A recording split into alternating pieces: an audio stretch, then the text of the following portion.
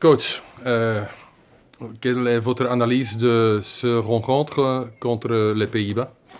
Je pense qu'on fait une bonne première mi-temps. On fait une bonne entame.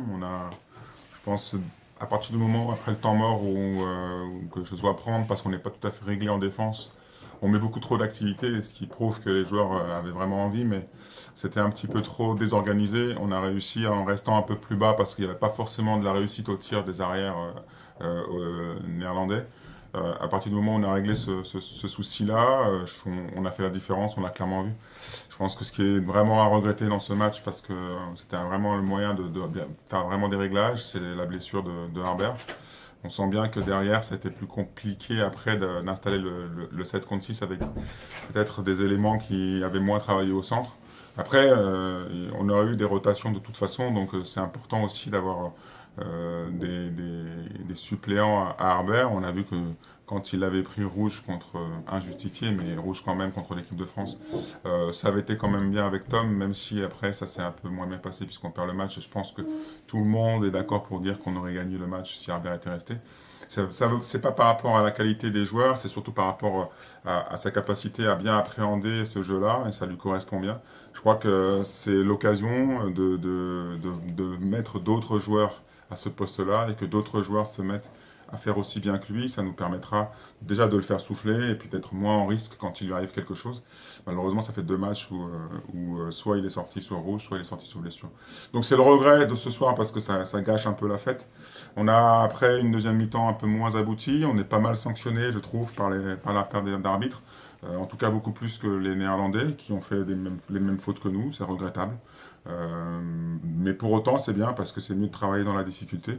On a quand même réussi à garder un écart et puis à finir par s'imposer, même si les Néerlandais sont revenus sur nos talons. Ce qui est important, ce que j'ai aimé en fin de match, c'est qu'on est resté lucide, que Thomas a réussi à faire une interception et que Jeff fait aussi un dernier arrêt. Ce qui prouve qu'on a été concentré jusqu'au bout et qu'on voulait un peu plus la victoire que nos hôtes de la soirée. Donc je suis content d'être venu et d'avoir fait un match de qualité. On est tous un peu tristes de ce qui arrive à Herbert. On espère qu'on croise tous les doigts pour que ça soit pas trop grave. Ok. Le tactique avec les 7 joueurs a à nouveau marché parce que j'avais l'impression que les Hollandais, ils n'avaient pas de réponse.